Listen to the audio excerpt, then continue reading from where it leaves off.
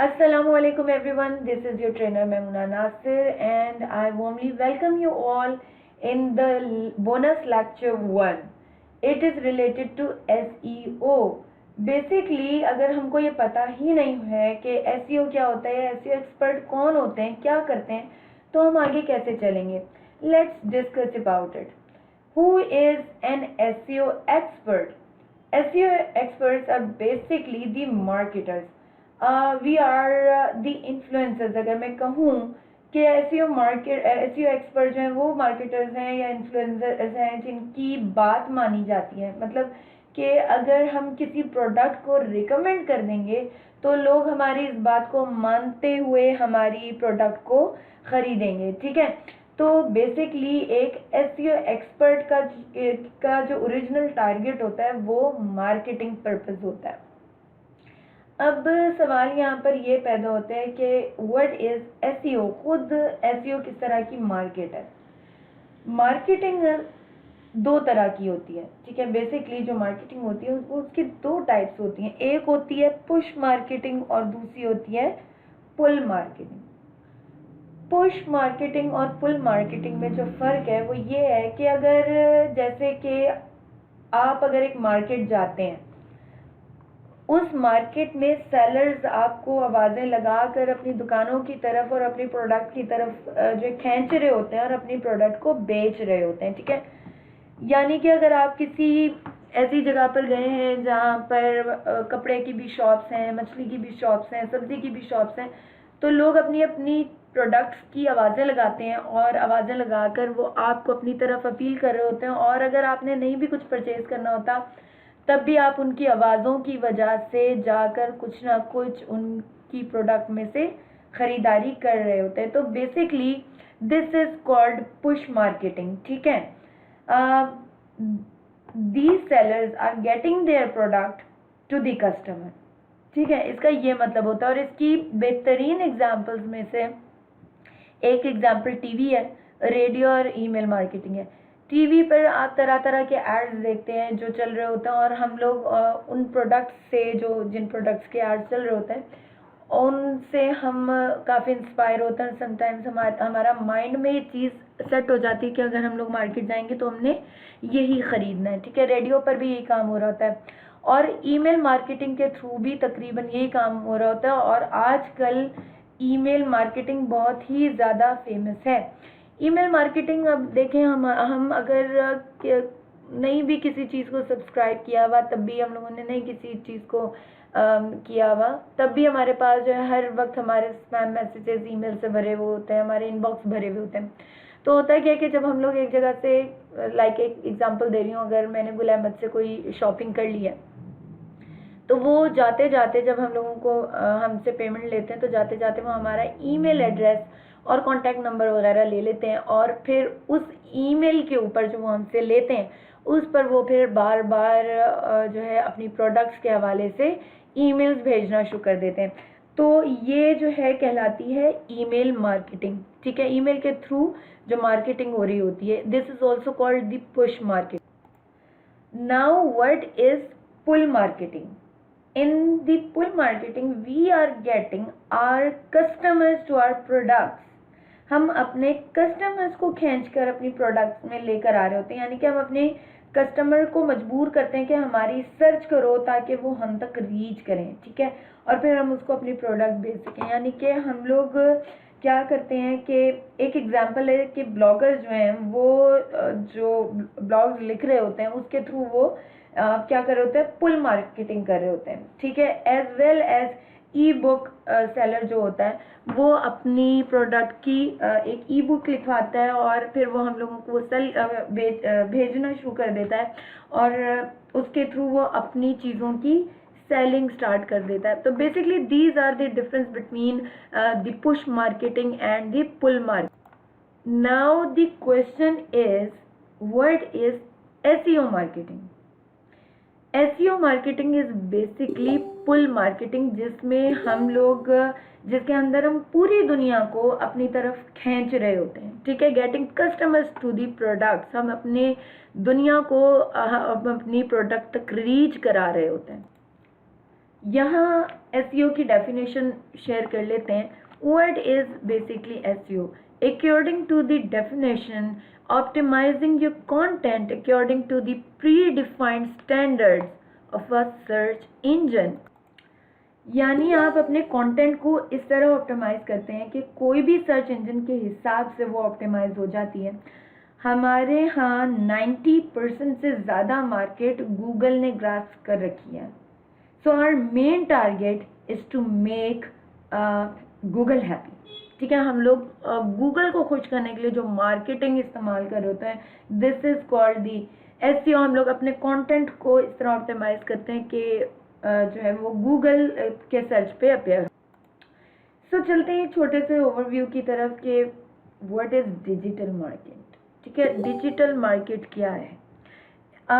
It's a paid marketing, but SEO is not a paid marketing. Digital marketing क्या है कि जो भी कंप्यूटर पर मार्केटिंग हो रही है या जो भी डिजिटल तरीके से मार्केटिंग हो रही है वो डिजिटल मार्केटिंग कहलाती है.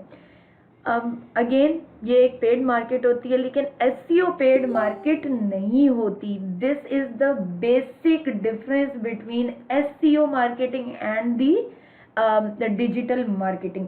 एसईओ में हमें पैसे नहीं लगाने पड़ते. ठीक है, यहाँ पर ये डिफरेंस समझना बहुत लाजमी है कि जो भी हम लोग एसईओ मार्केटिंग करते हैं उसके अंदर हम लोग पैसे नहीं लगाते, लेकिन जो भी हम डिजिटल मार्केटिंग करते हैं उसमें हम पैसे लगाते हैं अपनी चीज़ को सर्च कर, अपनी चीज़ को ऑप्टिमाइज वगैरह कर. अगर हम लोग गूगल एडवर्ड कंपेन्स की बात करें, ठीक है, ये मैंने मेंशन भी किया हुआ है यहाँ पर. अगर हम बात करते हैं तो इसमें गूगल को हमेशा पैसे देने पड़ते हैं, यानी कि ताकि हमारे जो रिजल्ट्स हैं वो गूगल पर अपीयर हो सकें या ऊपर की तरफ आ सकें. इसी तरह सोशल मीडिया मार्केटिंग भी है, यानी कि फेसबुक के ऊपर हो गया, इंस्टाग्राम हो गया, या हमारे लिंक्डइन वगैरह के ऊपर जो भी हम एड्स चला रहे होते हैं. ठीक है, हम उनको इन एड्स चलाने के पैसे भर रहे होते हैं, यानी कि इन सोशल मीडिया वेबसाइट्स जो है they charge for these ads. वो हमसे जो है वो इन एड्स के लिए चार्ज कर.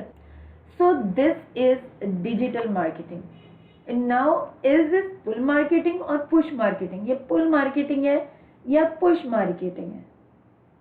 Yes, it is basically it is push marketing, जहां पर हम अपनी प्रोडक्ट को अपने कस्टमर्स तक ले जा रहे होते हैं. Now what is the end result of an SEO marketer? हमारा जो एंड रिजल्ट होता है वो क्या होता है? एक एसईओ मार्केटर का एंड रिजल्ट क्या है? To become an influencer, to generating leads and to increasing sales. ठीक है, यानी कि अगर कोई शख्स आपकी प्रोडक्ट में इंटरेस्टेड है बट अभी तक वो कन्विंस नहीं है कि भाई वो ख़रीदे ना ख़रीदे, उसे पसंद आ भी रही है, चाह भी रहा है, लेकिन वो कन्विंस नहीं हो पा रहा कि भाई आप वो कैसे आपकी प्रोडक्ट को ख़रीदे. ठीक है, लेकिन यहाँ पर बात आ जाती है ये ना कि आपके कंटेंट की, यानी कि अगर आपका कंटेंट इतना वेल क्राफ्टेड और इतना ज़बरदस्त लिखा हुआ है तो आपकी सेल क्या होगी? आपकी सेल इंक्रीज हो जाएगी. हमारा बेसिकली टारगेट क्या होता है? हमारा बेसिक टारगेट होता है अर्न. हम ज़्यादा से ज़्यादा अर्न करना चाहते हैं. ठीक है, तो ये उन लोगों के लिए बेहतरीन है जो अपना कंटेंट बेचना चाहते हैं, जो एज अ राइटर अपनी स्किल्स चूज़ करते हैं. If you are running your website, कोई भी बिजनेस वेबसाइट, रियल एस्टेट की वेबसाइट बेच रहे हैं, फ़र्ज़ करें आप चला रहे हैं, तो इसके अंदर भी आपको ब्लॉग्स की ज़रूरत होगी. ठीक है, क्यों होगी? For increasing your sales. Generate leads तो आप अपने प्रोडक्ट्स के थ्रू कर ही रहे हैं, लेकिन इंक्रीजिंग योर सेल्स करने के लिए आपको ब्लॉग्स की ज़रूरत होगी. बहुत सारी इस तरह की वेबसाइट्स मौजूद हैं जिसके अंदर आपको डिफरेंट ब्लॉग्स भी मिलेंगे और वहाँ पर प्रोडक्ट सेल भी हो रही होती है. तो बेसिकली ब्लॉग्स के थ्रू आप अपनी ट्रैफिक को खींच कर अपनी प्रोडक्ट्स तक लेकर आते हैं. Now let's talk about the biggest search engine in the world. What is it, ये क्या है भाई? This is Google. ठीक है, गूगल पर हम जाके अपनी प्रोडक्ट्स की, अपनी चीज़ों की सर्चिंग कर लेते हैं। क्या ये वाकई दुनिया का सबसे बड़ा सर्च इंजन है? नहीं, ये बिल्कुल गलत बात है, क्योंकि Google basically the biggest marketing company in the world. Yes, it's a marketing company. अब गूगल काम कैसे करता है? फर्ज करें कि अगर मैं गूगल पर जाकर एक टर्म लिखती हूँ, कंपेयर दी मार्केट कार इंश्योरेंस। ठीक है, अगर मैंने ये टर्म लिखी है तो गूगल के स्टार्ट में आप एक चीज़ देख रहे हैं। अगर मैं आपको दिखाऊं कि यहाँ पर आपको एक छोटी सी चीज़ लिखी हुई, एडी लिखा हुआ आ रहा होगा। यहाँ पर जो स्टार्टिंग में 1, 2 या फिर 3 से 4 रिजल्ट अपेयर होते हैं, इनके ये जो लेफ्ट साइड पर एडी लिखा होता है, ये ऐड होते हैं। ठीक है, इसमें इसका ये मतलब है कि ये जो अपेयर हो रहा है, ये पेड मार्केटिंग है, यानी कि किसी ने अपना ऐड चलाने के लिए यहाँ पर गूगल को पे किया है कि इस जगह पर मेरा ऐड अपेयर होना चाहिए। ठीक है, इसके अलावा जो भी रिजल्ट्स अपेयर हो रहे हैं, ये जो रिजल्ट्स अपेयर हो रहे हैं, अगर मैं इसको नीचे करके देखती हूँ और ऑर्गेनिक ये रिजल्ट्स हैं, तो इन ऑर्गेनिक रिजल्ट्स की एसईओ हुई हुई है। ठीक है, तो basically there are different difference between the SEO result जो ये अपेयर हो रहे हैं आपके सामने, एंड द डिजिटल मार्केटिंग जो हमारे पास रिजल्ट्स अपेयर हो रहे हैं, यानी कि जो ऐड चल रहा है इसके लिए पेमेंट की गई है गूगल को, जबकि इनके लिए, इनकी जो है एसईओ ईवी, और इनके लिए किसी भी किस्म की गूगल को पेमेंट नहीं की गई। अच्छा, यहाँ पर क्या होता है कि अगर मैं आपसे कहूँ कि यहाँ पर गूगल पर सर्च करने के बाद सिर्फ 1 या 2 या 3 या 4, जैसे मैं बताया, ऐड अपेयर हो रहे हैं, तो किसी भी एक चीज़ से रिलेटेड कोई 1 या 2 या 3 या 4 तो क्लाइंट्स नहीं होंगे, डिफरेंट क्लाइंट्स होते हैं, और वो ऐड गूगल को पे कर रहे होते हैं अपने एड्स चलाने के लिए। तो ये बाकी एड्स कहाँ जाते हैं? बाकी एड्स गूगल जो है वो यूट्यूब को दे देता है। यूट्यूब पर जो ऐड आ रहे होते हैं ना, जो लिखा हुआ आता है कि ऐड जो है वो 3 सेकंड के बाद चलेगा, तो ये जो है, ये गूगल यूट्यूब को ऐड प्रोवाइड कर रहा होता है, और गूगल इसलिए देने का हक रखता है क्योंकि वो यूट्यूब को ओन कर रहा है। थोड़ा अर्सा पहले से गूगल यूट्यूब को ओन कर रहा है। इसके अलावा कुछ एड्स इस तरह के भी होते हैं जो आपकी वेबसाइट्स या ब्लॉग्स के अंदर जो है वो गूगल दिखाने लग जाता है।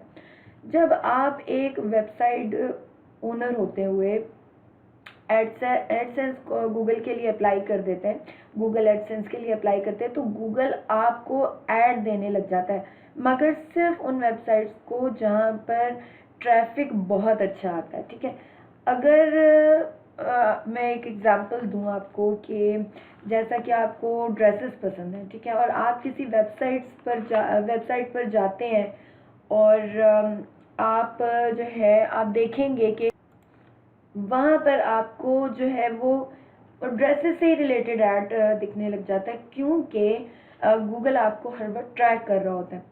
आपने अक्सर देखा होगा कि फ़र्ज़ करें आप जो है दराज पर चले गए, किसी भी और इस तरह की वेबसाइट पर जाकर कोई ऐसा प्रोडक्ट सर्च करते हैं, कोई भी प्रोडक्ट सर्च करते हैं।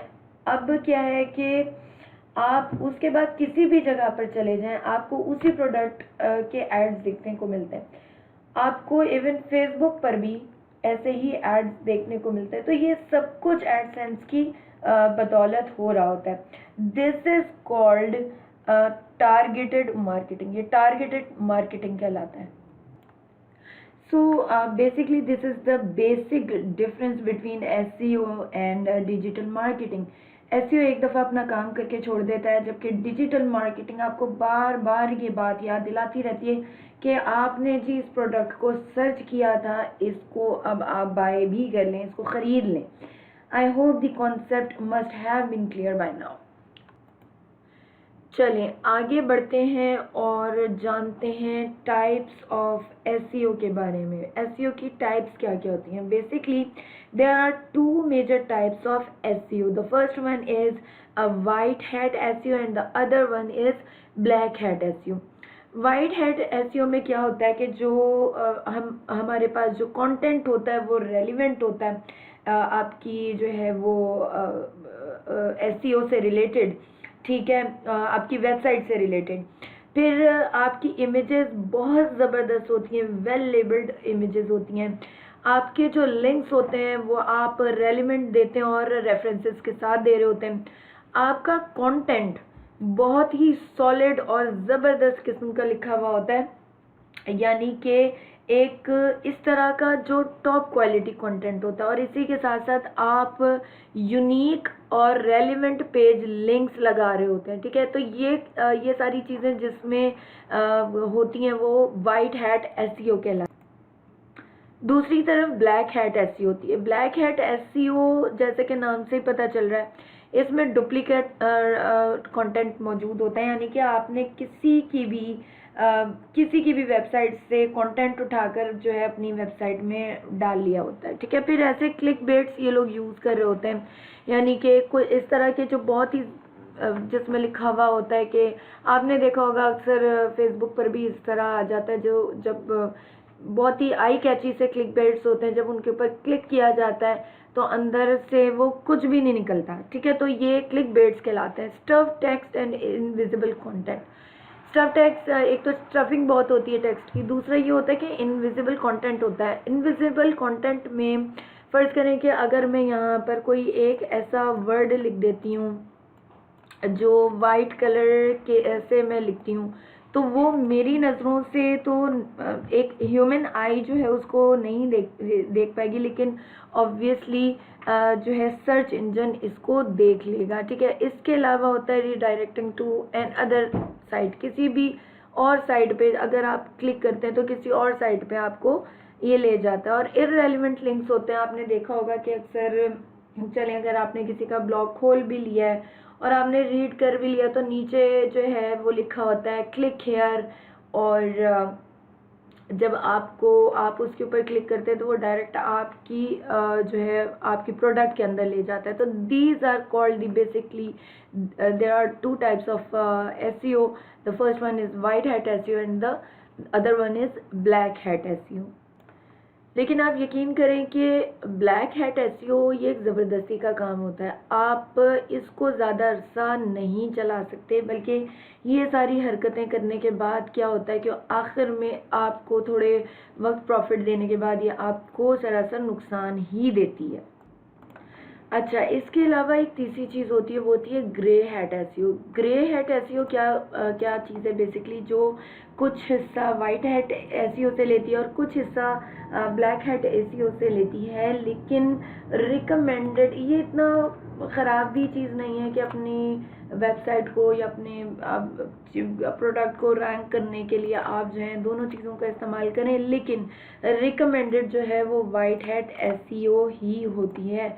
ब्लैक हैट एसईओ बिल्कुल भी रिकमेंडेड नहीं होती है। In the end of the day आपको नुकसान ही पहुंचाएगी। Now we are talking about the parts of SEO, ठीक है।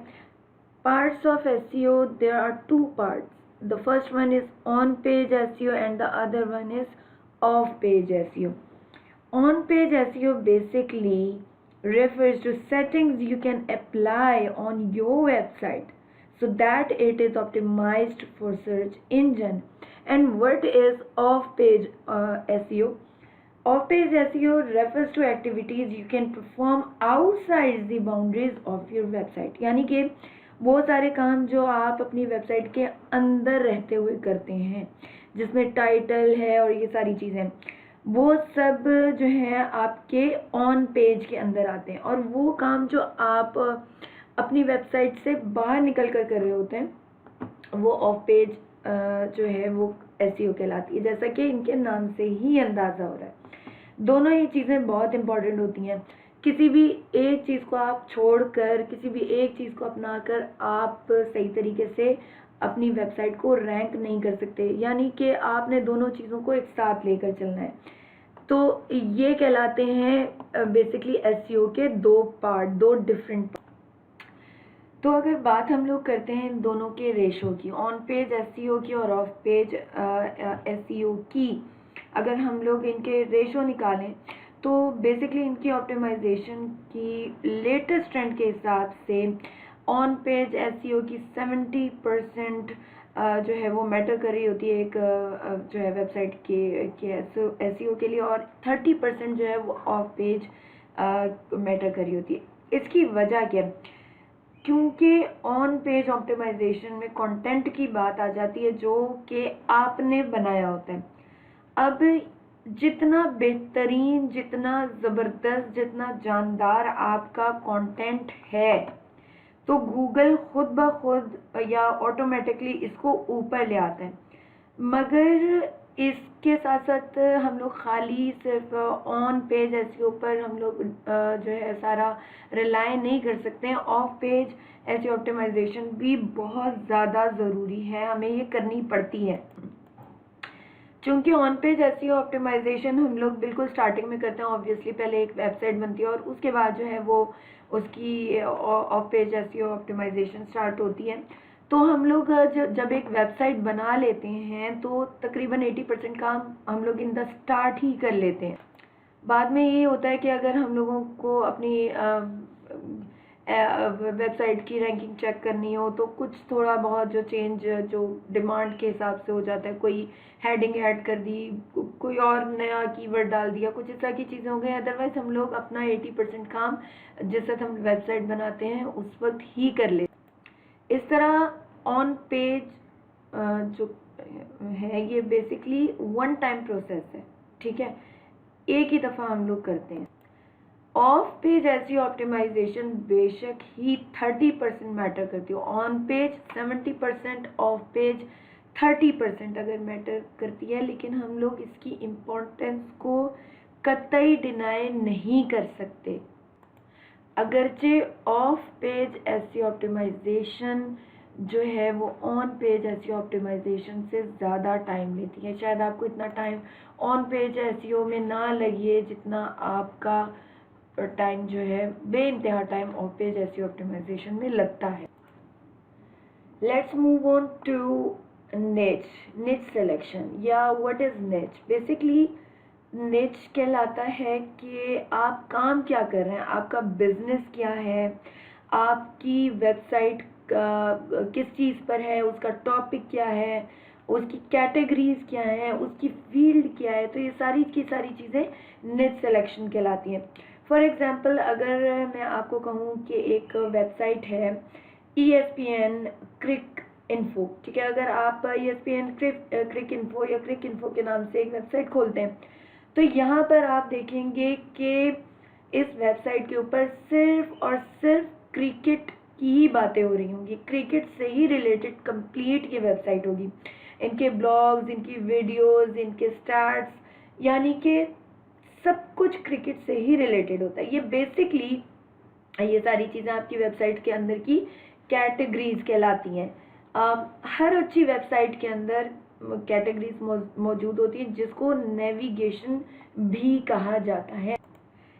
अब कुछ वेबसाइट और भी तरह की होती हैं, जैसे कि फॉर एग्जांपल मैं ले लेती हूँ santabenta.com, ठीक है। अब ये एक ऐसी वेबसाइट है जिसमें डिफरेंट टाइप के आपको फील्ड्स मिलेंगे और कहाँ मिलेंगे। यहाँ पर आपको जोक्स भी मिल रहे हैं, SMS भी मिल रहे हैं, इसके अंदर आपसे सिनेमा की भी बातें हो रही हैं, गेम्स भी हैं, पिक्चर्स, वीडियो एक्सेट्रा वॉलपेपर्स भी हैं इसके अंदर। तो ये बेसिकली एक इस वेबसाइट में काफ़ी डाइवर्सिटी पाई जाती है, ठीक है। इसमें डिफरेंट फील्ड से रिलेटेड जो है वो चीज़ें आपको मिलेंगी। अब सवाल ये पैदा होता है कि हम लोगों को काम ESPN क्रिक इन्फो की तरह करना चाहिए या फिर santabenta.com की तरह हम लोगों को काम करना चाहिए। इसको हम कहते हैं आपके ESPN क्रिक इन्फो की तरह जो हम काम कर रहे होते हैं इसको कहते हैं niche blogging and the other one called broad blogging. अब निच ब्लॉगिंग बेहतर है या फिर ब्रॉड ब्लॉगिंग बेहतर है? Let's check. तो मैं आपको बताऊं, niche blogging is far much better than broad blogging. अब इसकी वजह क्या है? इसकी वजह ये है कि गूगल उन वेबसाइट्स को पसंद करता है जो अपने आप को एज एन अथॉरिटी प्रेजेंट करती हैं, कि हम इस स्पेसिफिक चीज़ के अंदर स्पेशलाइज्ड हैं। ठीक है, किसी एक चीज़ के अंदर हम लोग स्पेशलाइज्ड हैं। यानी कि अगर हम लोगों को कभी भी क्रिकेट से रिलेटेड कोई इन्फॉर्मेशन चाहिए, कोई मैच हो रहा हो क्रिकेट का, तो हम लोग डायरेक्ट क्रिक इन्फो को ही ओपन करेंगे और हम लोग देख लेंगे, क्योंकि ये वेबसाइट 100% जस्ट क्रिकेट लवर्स के लिए बनी हुई है। कोई फुटबॉलर, कोई और जो है वो गेम्स का कोई लाइक करने वाला कभी भी इसके ऊपर नहीं आएगा। ठीक है, जस्ट क्रिकेट लवर्स ही इस वेबसाइट्स पर आएंगे। और इस चीज़ से गूगल को भी बहुत आसानी हो जाती है कि वो अपने टारगेटेड सेगमेंट्स को बेसिकली उसको पहचानने में उससे बड़ी आसानी हो जाती है कि अगर इस वेबसाइट पर क्रिकेट लवर्स ही आ रहे हैं, ठीक है, कोई और नहीं आ रहा, कोई फिल्म से रिलेटेड, कोई किसी और चीज़ से रिलेटेड कोई यहाँ पर नहीं आ रहा है, तो यहाँ वो क्रिकेट से ही रिलेटेड एड्स लगाएगा। जबकि अगर कोई इस तरह की वेबसाइट है जहाँ पर एसएमएस भी हैं, वॉलपेपर्स भी हैं, सॉन्ग्स भी हैं, गेम्स भी हैं, और मतलब एक डाइवर्सिटी कायम है, तो गूगल भी जो है वो एकदम परेशान हो जाता है कि यहाँ पर भाई हर तरह के लोग आ रहे हैं, यहाँ पर मैं किस तरह के ऐड चलाऊँ। तो अगर हम लोग गूगल की तरह सोचें और समझें, तो इस हिसाब से निच ब्लॉगिंग हमेशा बेटर होती है। अगली जो चीज़ हम देख रहे होते हैं वो होता है कि हाउ टू सेलेक्ट अ निच। बेसिकली यहाँ पर जाकर आपको अपने आप से कुछ सवाल करने पड़ते हैं। सबसे पहली चीज़ हो जाती है, इज़ इट प्रॉफिटेबल और नॉट? ये हमें फ़ायदा पहुँचाएगी भी कि नहीं पहुँचाएगी ये वेबसाइट? तो होता कुछ इस तरह है कि यहाँ पर हम लोग ये देखते हैं कि फ़र्ज़ करें अगर मैं कोई इस तरह की वेबसाइट बनाती हूँ जो योगा से रिलेटेड है, फ़र्ज़ करें, ठीक है, यहाँ पर अमेरिकन इसके ऊपर योगा की निच पर पैसा लगाते हैं कि नहीं लगाते? क्योंकि हम लोगों को ये याद रख के आगे बढ़ना चाहिए कि जिस चीज़ के ऊपर इन्वेस्टमेंट हो रही है उसी चीज़ के ऐड तो आप लोगों को नज़र आएंगे। ठीक है, अगर मार्केट में उस चीज़ के ऊपर पैसा लग ही नहीं रहा तो ऑब्वियसली आपको फिर एड्स भी उस चीज़ से रिलेटेड, आपको कहाँ से वो एड्स नज़र आएंगे अगर उसके ऊपर जो है इन्वेस्टमेंट हो ही नहीं रही है? तो फिर आप उस फील्ड के ऊपर अपना ब्लॉग बनाकर क्या करें?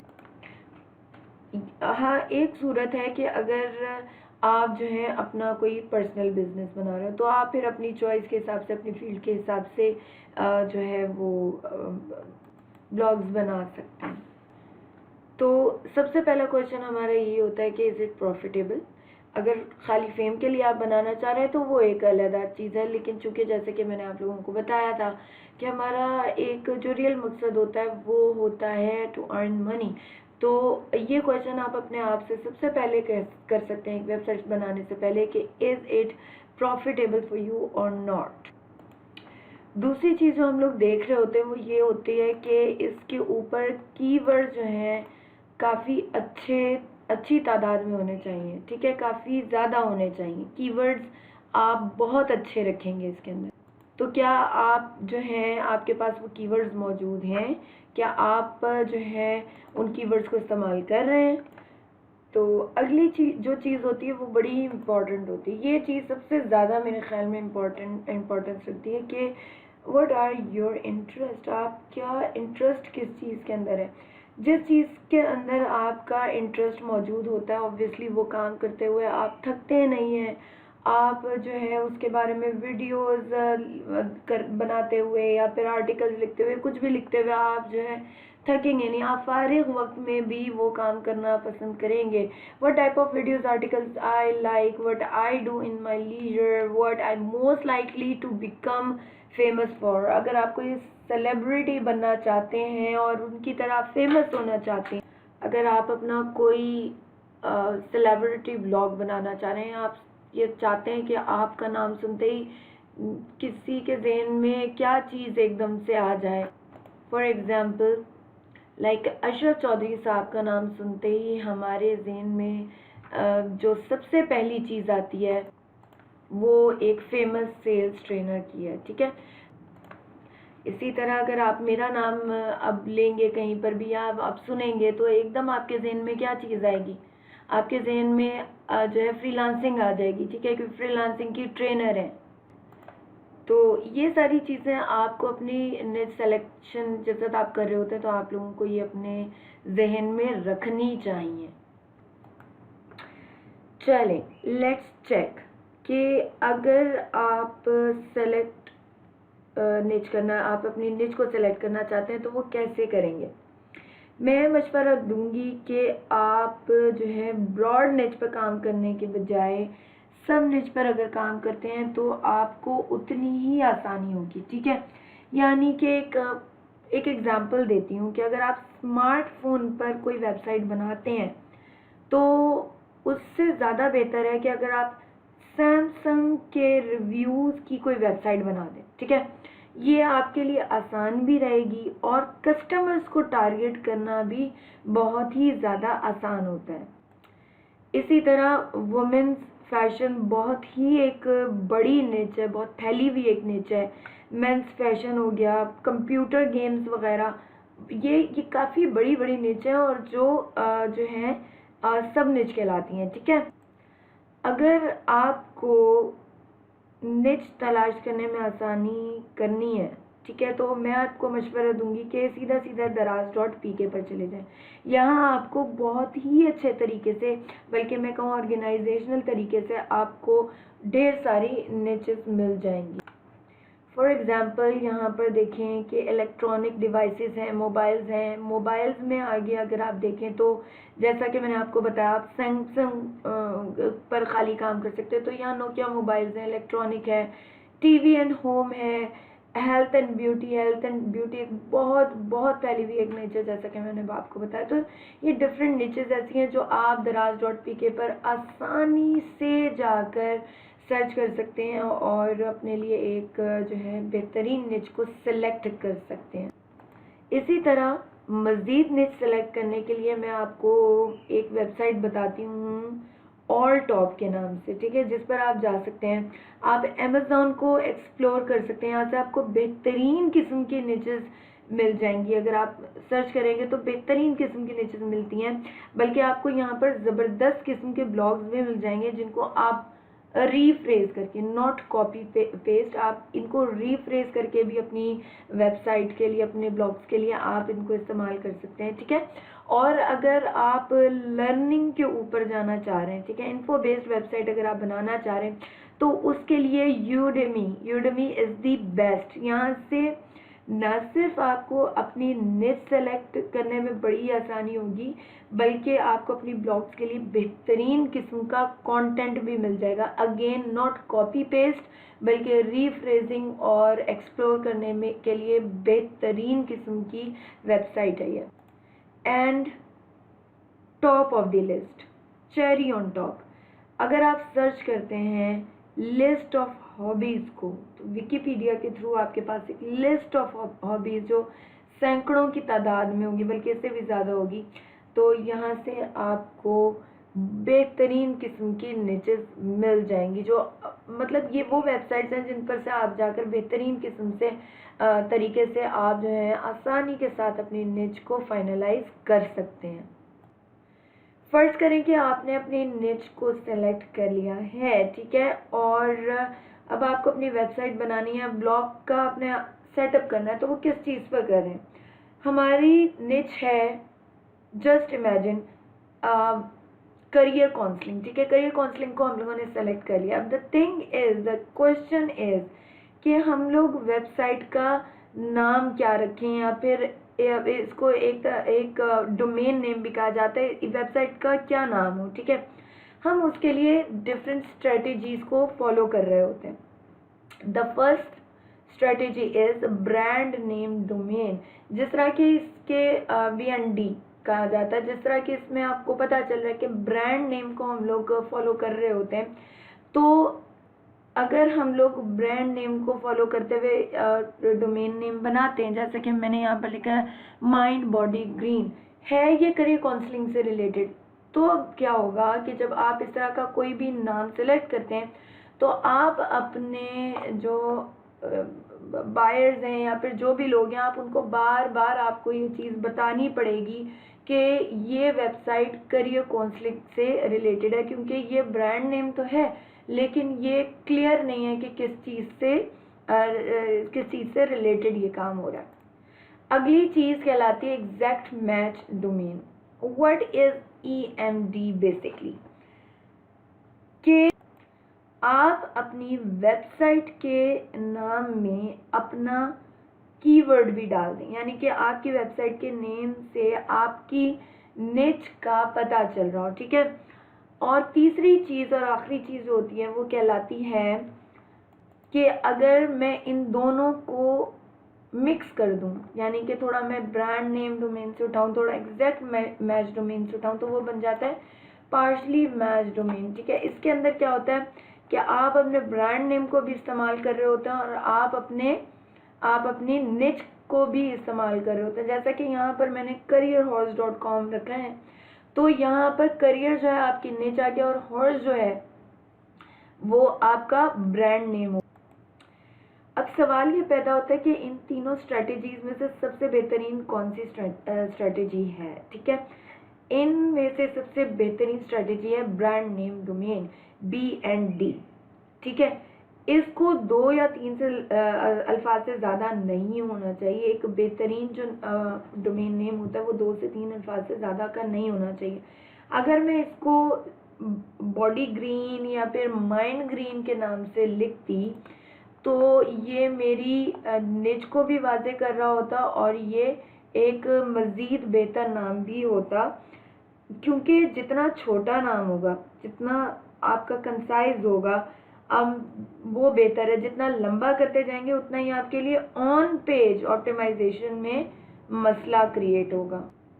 Now let's talk about the keyword research. What is keyword research?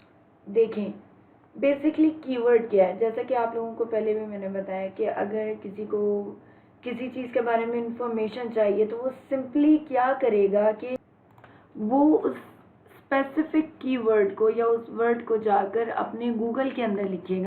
अच्छा, यहाँ पर मैं बता दूं कि कीवर्ड का मतलब सिर्फ एक वर्ड नहीं होता। Keyword can be two on 2 लफ्ज़ों पर भी मुश्तमिल हो सकता है, 3 लफ्ज़ों पर भी मुश्तमिल हो सकता है। लाइक अगर किसी के सर में दर्द है तो वो जाकर ये लिखकर सर्च कर सकता है कि रेमेडीज फॉर हेडेक, या फ़र्ज़ करें कि अगर किसी को कोई पोजेसिव है अपने वेट को लेकर और उसको अपना वेट लूज़ करना है तो वो जाकर सिंपल गूगल में लिखेगा how to reduce weight very fast, ठीक है। तो बेसिकली ये जो सेंटेंस कहलाता है, ये जो वर्ड्स हैं, these are called keyword.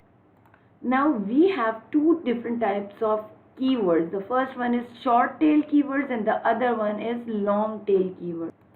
Short tail keyword जो होता है वो ब्रॉड होता है और ये जनरल होता है और बहुत ही बड़ी ऑडियंस को ये टारगेट कर रहा होता है। समझें तो ये एक तरह से पूरी की पूरी दुनिया को टारगेट कर रहा है, ठीक है। पूरी एक ही वक्त में बैठ के पूरी होल वर्ल्ड जो है उसको ये टारगेट कर। फॉर एग्ज़ाम्पल, अगर मैं लिखती हूँ, सर्च करती हूँ ब्राइडल ड्रेसेस को, तो it is a short tail keyword, क्योंकि ब्राइडल एक ऐसा कीवर्ड है जो ऑल ओवर द वर्ल्ड जितनी भी दुल्हनें होती हैं उनको उनका जो पहनने वाला जो ड्रेस होता है वो ब्राइडल ड्रेस कहलाता है।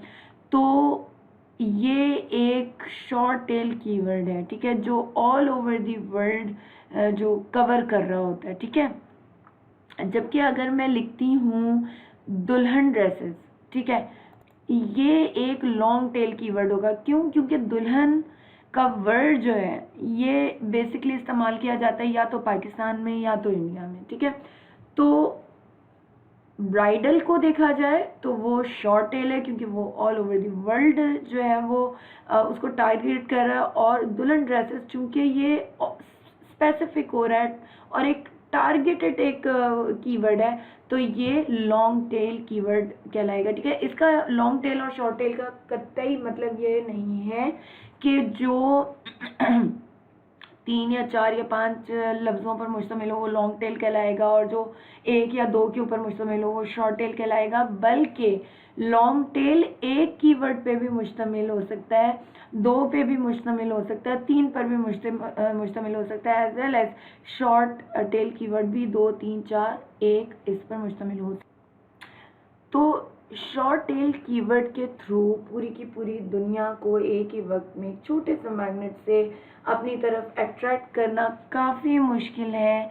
इसके बरअक्स अगर देखा जाए तो लॉन्ग टेल कीवर्ड्स को अगर हम लोग यूज़ करते हैं तो काफ़ी बड़ी तादाद में लोगों को अपनी तरफ ग्रैब करना वो आसान है। तो छोटे टारगेटेड सेगमेंट को अपनी तरफ टारगेट करना ज़्यादा बेहतर रहता है। चलिए अब थोड़ा सा आगे बढ़ते हैं और देखते हैं कि हम लोग कीवर्ड्स को सर्च किस तरह कर सकते हैं। कीवर्ड का जो बेसिक टूल है, जो बहुत ज़्यादा एक्सटेंसिवली इस्तेमाल होता रहा है, बहुत अरसे से हो रहा है और अभी भी हो रहा है, और हर एसईओ एक्सपर्ट जो है इससे स्टार्ट करता है, वो है गूगल कीवर्ड प्लानर। तो मेरे पास कुछ इस तरह के रिजल्ट्स अपीयर हो जाएंगे। ये देखिए मेरे पास रिजल्ट्स अपीयर हो रहे हैं, जिसमें सबसे पहले जो है यहाँ पर मुझे इसका ऐड दिख रहा है। सिंपल जो इसके बाद आने वाला जो भी रिजल्ट होगा मैंने उसके ऊपर क्लिक कर दिया है। अब यहाँ पर लोग ये गलती करते हैं कि डायरेक्ट साइन इन जाकर करने की कोशिश करते हैं। अगर अभी तक आपने इस पर साइन अप नहीं किया तो सिंपली आपने स्टार्ट नाउ पे जाना है। ये थोड़ा सा टाइम लेता है, हमेशा से ही थोड़ा सा टाइम लेता है, तो आपने इस सब को लेकर परेशान नहीं होना। ठीक है, ये सिंपल पूछ रहा है कि जी आपकी जो है बिलिंग कंट्री क्या है, टाइम जोन क्या है, करेंसी क्या है। ठीक है, तो ये सारी चीज़ें मेरी बिल्कुल सही से फिक्स है। ये send me performance tips, promotional offers, survey and invitation to try new features. ठीक है, ये आपने डाल देने हैं। मैं करना चाहूँगी तो मैं इसको ओके कर रही हूँ। ठीक है, और ये मैंने कर दिया इसको सबमिट। ये मेरा इसके ऊपर जो है मेरा एक अकाउंट बन चुका है। ठीक है, अब जब मैं यहाँ पर क्लिक करती हूँ मेरे सामने एक और पेज खुल जाता है, डिस्कवर न्यू कीवर्ड्स पे जब जाके मैं क्लिक करती हूँ, फर्स्ट करें एज एडवर्टाइजर, मैं यहाँ पर लिखती हूँ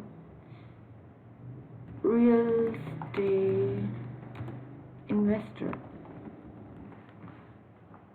और जब मैं सर्च करती हूँ तो ये मेरे सामने कुछ रिजल्ट्स अपीयर हो जाते हैं। 727 कीवर्ड्स आइडियाज आर अवेलेबल। इसका मतलब है इतने लोग इसको जो है इस तरीके से सर्च किया जा रहा है। ठीक है, एवरेज मंथली सर्चेस इसको इसकी बता दी गई है कि कितना लोग इसको कीवर्ड को सर्च कर रहे हैं। फिर ये कि इसके बारे में ये जो कंपटीशन है ना, इसका मतलब ये है कि ये जो एडवर्टाइज़र है, चूँकि ये एक एडवर्टाइजिंग का टूल है, ये एक्सपेक्ट कर रहा है कि मैं एडवर्टाइज़र हूँ और मैं डिजिटल मार्केटिंग करना चाह रही हूँ। इस हिसाब से मुझे ये कंपटीशन बता रहा है। तो ये एसईओ का कंपटीशन हरगिज़ नहीं। अगर यहाँ पर ये हाई आता है तो इसका ये मतलब हरगिज़ नहीं कि ये एसईओ का कंपटीशन है। ये बेसिकली आपका डिजिटल मार्केटिंग का कंपटीशन है। ठीक है, इस बेसिस पर आप इसको कभी भी रिजेक्ट नहीं कर सकते कि ये हाई एंड कंपटीशन है। आपको ओरिजिनल में कंपटीशन पता होना चाहिए कि एसईओ कीवर्ड डिफ़िकल्टी के और ऑर्गेनिक डिफ़िकल्टी के। जब तक आपको वो सही तरह से पता नहीं होगी तब तक आप इसको यूटिलाइज नहीं कर सकते। ठीक है, ये बिड्स हैं, ये भी एडवर्टाइजर्स के लिए होती हैं। एडवर्टाइजर्स यूज़ कर रहे होते हैं कि किसी कीवर्ड पे मिनिमम कितना पे करना पड़ेगा और मैक्सिमम कितना पे करना पड़ेगा। लेकिन ये तो हो गई बात गूगल कीवर्ड प्लानर की, लेकिन हम सिर्फ एक ही टूल पर रिलाय नहीं कर सकते। उसके लिए क्या करते हैं हम लोग कि हम एक और टूल को सर्च करते। यहाँ पर मैंने सर्च किया उबर सजेस्ट। उबर सजेस्ट को जब मैंने सर्च किया तो मेरे सामने जो रिजल्ट्स आया उसके ऊपर मैंने क्लिक किया। यहाँ पर ये मेरे सामने खुल रहा है neelpatel.com/ubersuggest, ठीक है। तो बेसिकली नील पटेल ने इसको थोड़ा सा पहले परचेज कर लिया था। अब अगर मैंने कोई ब्लॉग वगैरह बनाना है और मैं उसके लिए सर्च करना चाह रही हूँ तो मैं यहाँ पर जाकर लिखती हूँ हाउ टू इंक्रीज सेल्स, ठीक है। ये मैंने लिखकर सर्च किया हुआ कभी, तो ये रिजल्ट मेरे सामने अपेयर हो रहा है। ये लिख करके मैं इसको सर्च कर लेती हूँ। अब ये जो रिजल्ट्स मेरे पास अपेयर हो रहे हैं ये लो हैं, मंथली सर्चेस इतनी है 720, ठीक है। This tool is really very good. मैं आपको मशवरा दूंगी कि अगर आपको यहाँ पर हाई सर्चेस के कीवर्ड्स मिलते हैं तो आपको ज़रूर यूटिलाइज करने चाहिए। लेकिन आगे देखें, इसकी एसईओ डिफ़िकल्टी जस्ट 17 है, जो बहुत ही आसान है। अब ये आगे इसकी पेड डिफ़िकल्टी बता रहा है कि यानी कि अगर आप इसके ऊपर एडवर्ड कैंपेन चलाएंगे तो इट विल बी 38, और कॉस्ट पर क्लिक ये 9.71 बता रहा है, which is not bad, it is good actually. It's आगे ये जो है हम लोगों को जो है एवरेज वॉल्यूम भी बता रहा होता है, ठीक है। ये चीज़ भी आप देखिएगा, आप लोगों को समझ में आएगी। अच्छा, आगे चलते हैं। यहाँ पर देखें तो ये इससे रिलेटेड कीवर्ड्स भी आपको यहाँ बता रहा है, ठीक है। यहाँ पर इसके ट्रेंड्स होते हैं, लेकिन इस वक्त मौजूद नहीं है क्योंकि ये जो मैंने सर्च किया ये एक बहुत ही पॉपुलर कीवर्ड नहीं है, ठीक है। जितनी ज़्यादा सर्चेज होंगी लाइक 10,000, 20,000, 1 लाख, उतना ही ज़बरदस्त किस्म का कीवर्ड होगा। सर्च वॉल्यूम इसमें लाजमी होना चाहिए, और जो दूसरा आपका पैरामीटर है वो आपकी एसईओ डिफ़िकल्टी होनी चाहिए, दिस वन। आई होप कि इस लेक्चर में बहुत सारी चीज़ें इस तरह की होंगी जो क्लियर हो गई हैं। जो लोग एसईओ ऑप्टिमाइजेशन करना चाहते हैं, ब्लॉग्स की जो वेबसाइट्स बनाना चाहते हैं, जो ब्लॉग राइटिंग को प्रोवाइड करना चाहते हैं और उनके कस्टमर्स चाहते हैं कि वो जो है आप उनको एसईओ ऑप्टिमाइजेशन के साथ ब्लॉग्स प्रोवाइड करें। आई होप कि ये लेक्चर उन लोगों के लिए बहुत ही ज़्यादा हेल्पफुल साबित होगा। फॉर द टाइम बिंग मैं आप लोगों से इजाज़त चाहती हूँ। इंशाअल्लाह अज़ीज़ कल के लेक्चर में दोबारा मिलते हैं। अल्लाह हाफ़िज़।